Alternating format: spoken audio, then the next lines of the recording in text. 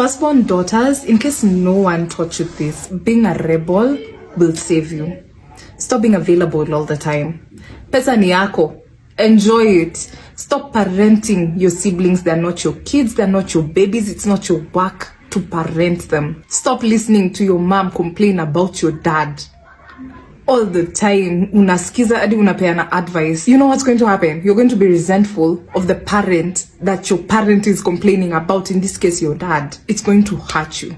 And when I say this, I don't mean do not be present. I don't mean do not help. I'm just saying have boundaries and let them respect the boundaries.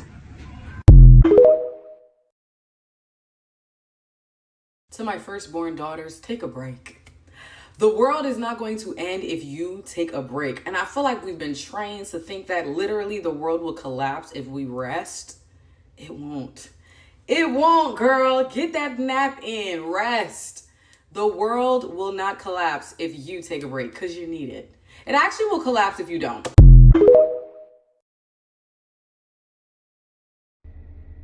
I truly believe that the best thing I did for myself as a firstborn daughter and a firstborn granddaughter was move away from home, because how firstborn daughters are raised, specifically daughters are raised, is very different. Like there's a lot of expectation that is put on us from a very young age. It is just, I can't explain it whether it's intentional or not, but somehow there's a lot of expectation that is put on us.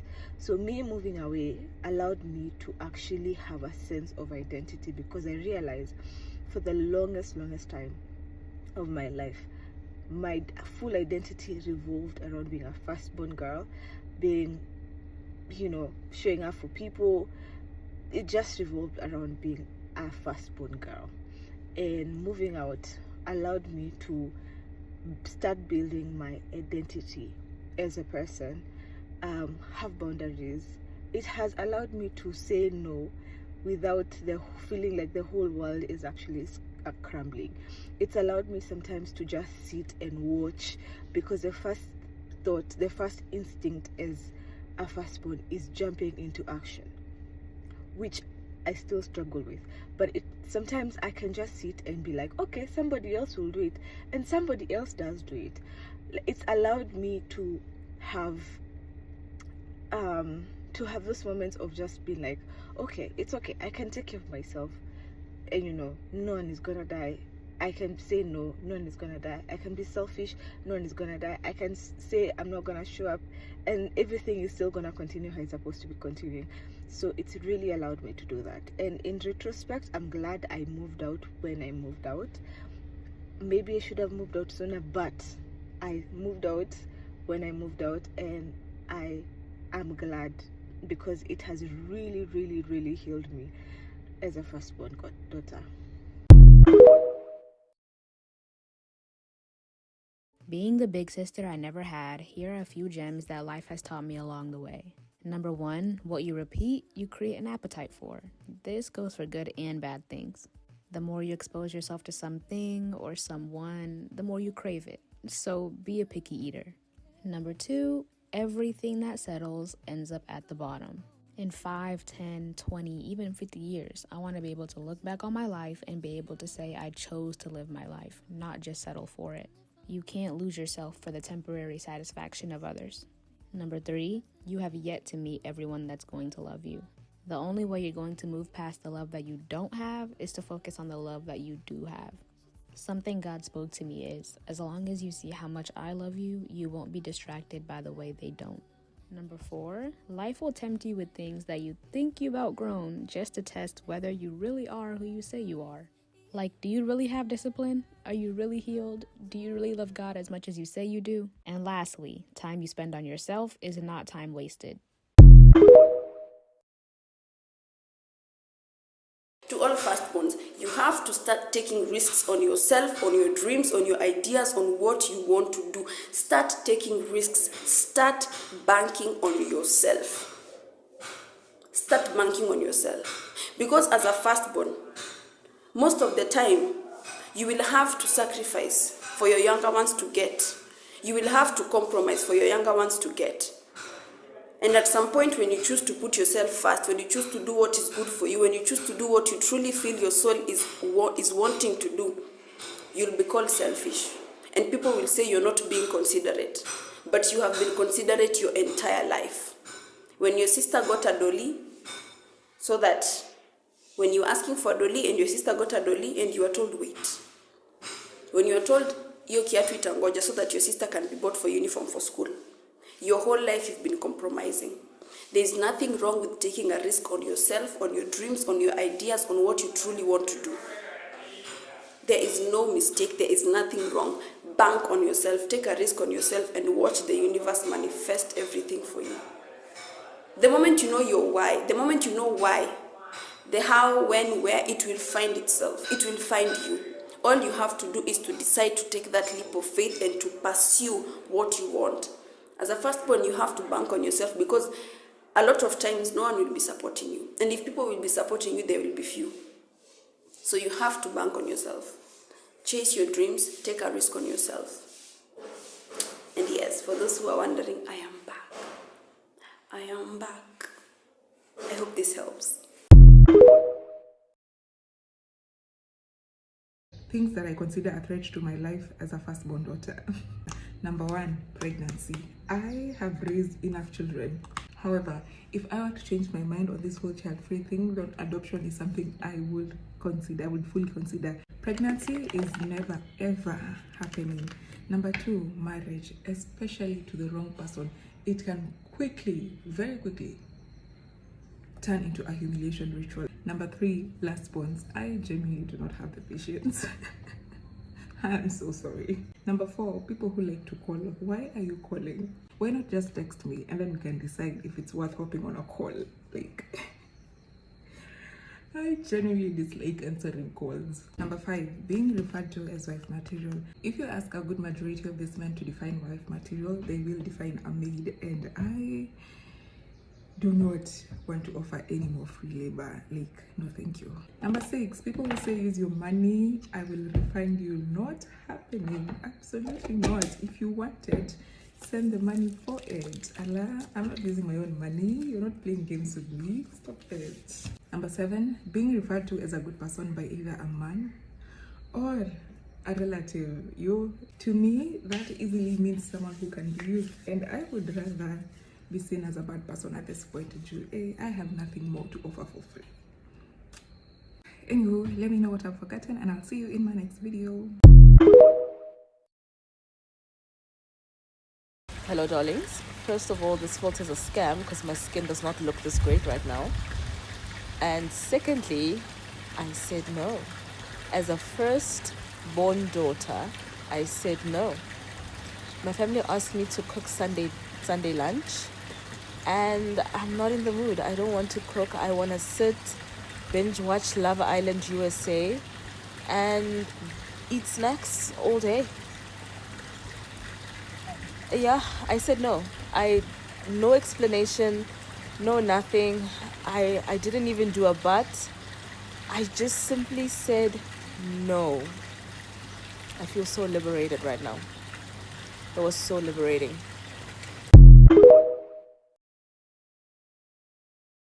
As an older and first daughter, I can tell you, go against the grain and don't feel guilty about it. It will be the best thing you ever do for yourself. Growing up, people used to always make me feel weird and guilty for wanting to do things different, for going against the grain. Everyone decided to go to the same school in our hometown. I decided to go to a different school in a different city. When everyone decided to do their internship in our hometown, I once again decided to do my internship overseas. And this is not to brag or anything, but I did not realize at the time that I had a really strong sense of self.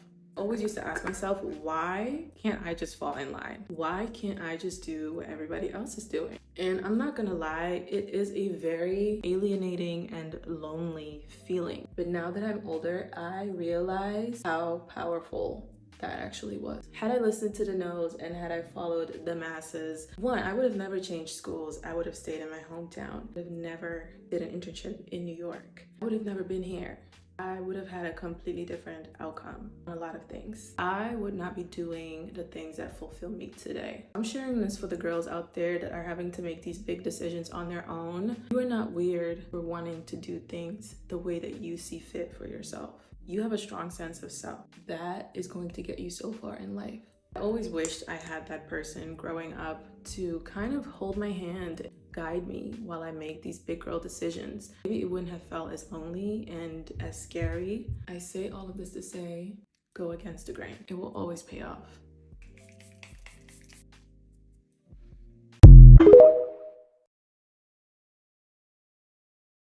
Firstborn daughters, you might want to watch this. One of the biggest mistakes you will make in your life as a young guy is dating first daughter from poor families. First daughter from poor families, run from them. She's coming from a family where they struggle. She be the first daughter. You can't go to date her. Now problem you go there to. Pure problem. You go suffer. You must regret it. Now must. Especially those first daughters we no get job, we no get hustle. Those and they come from poor family. Run from them. If you see the comment is so messy. And if you look close, you realize that most of those men there are broke men. Yes, broke men. Firstborn daughters, stop dating broke men, because the moment you date them, they are going to project their insecurity on you. So this is my advice for every firstborn daughters.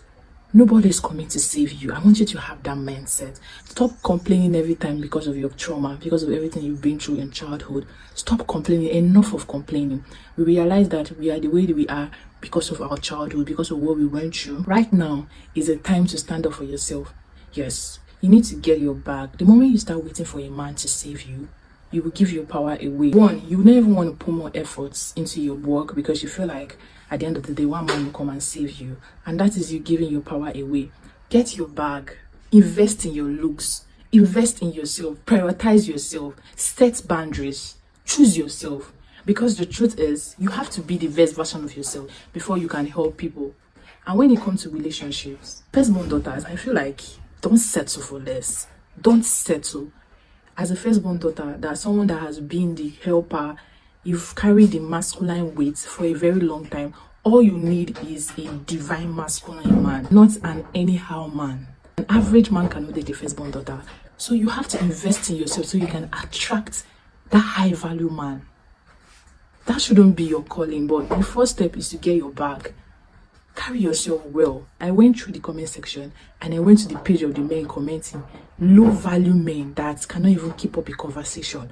Broke men that don't even have money. They are there saying nonsense. Let me tell you, a real man will not come online and be commenting that nonsense. They'll be so happy to help. What's your opinion on this? Tell me in the comment section.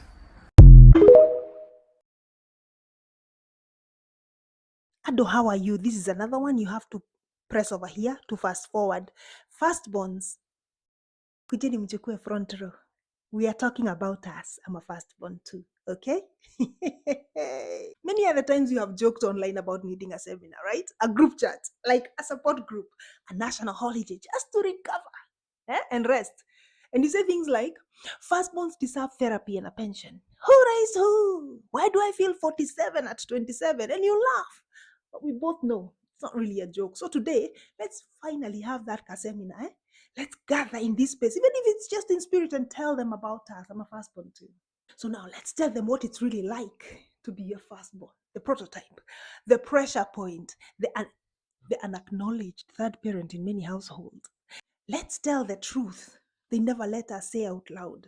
Because this is not just a story about birth order.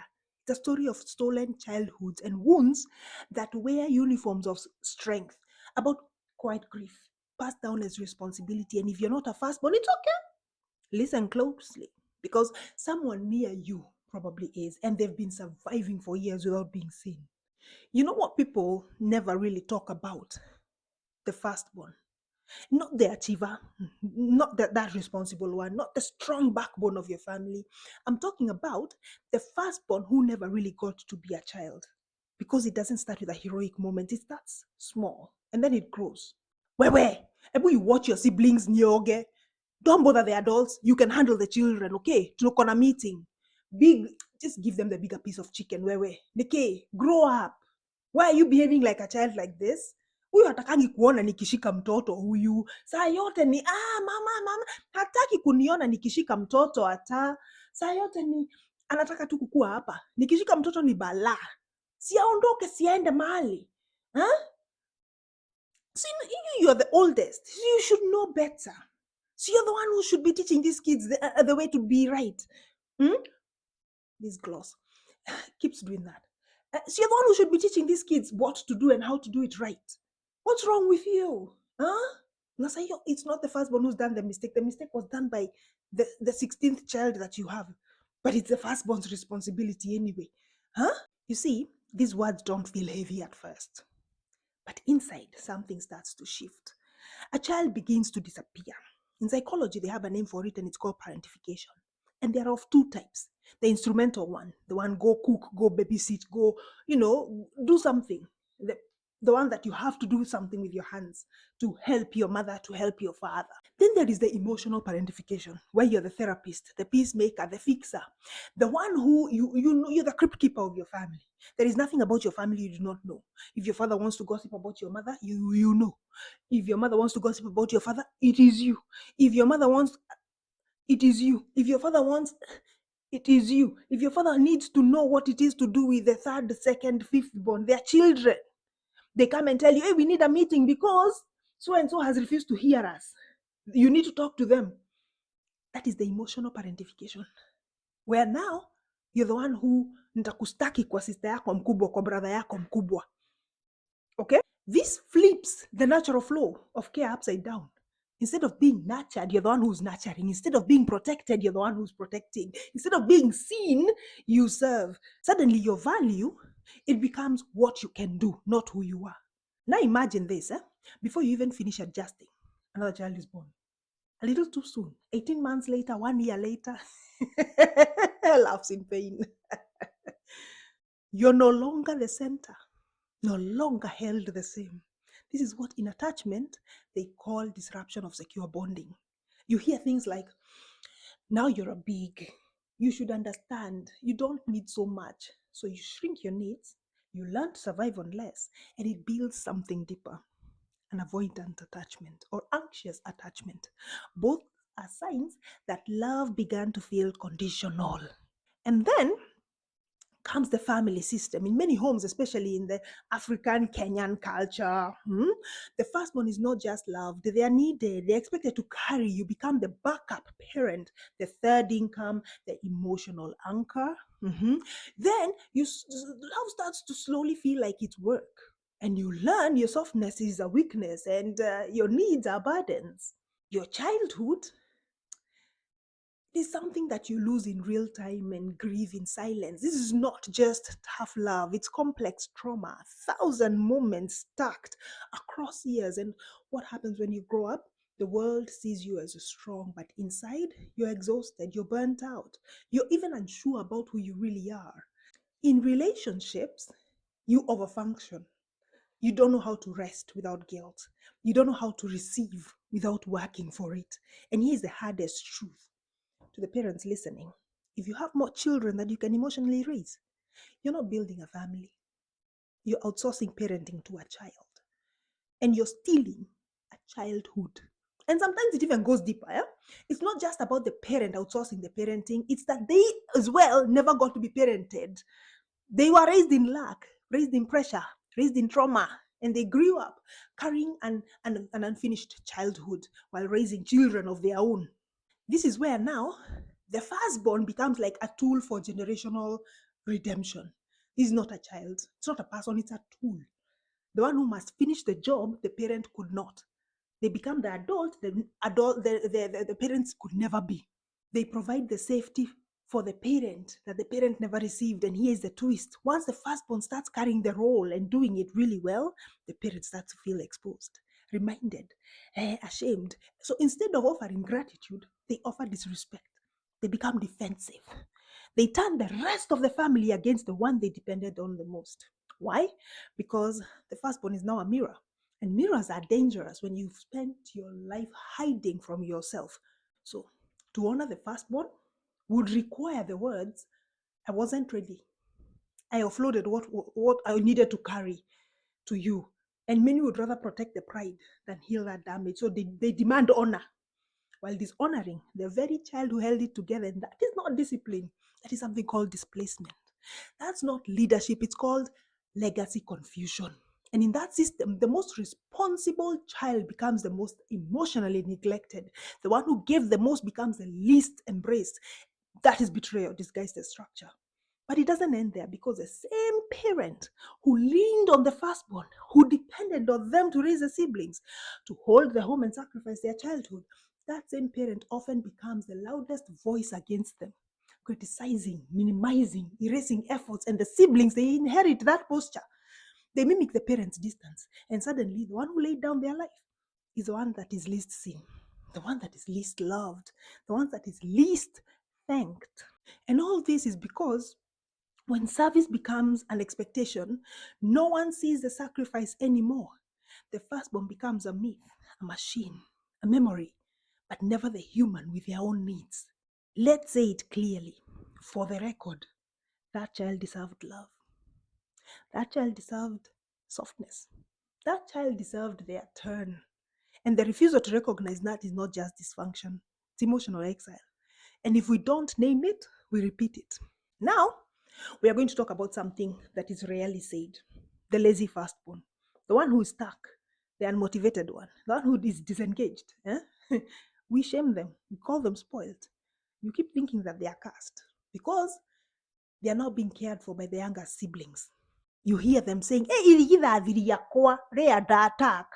And if my firstborn is under attack, you have to know that this home is under serious spiritual attack.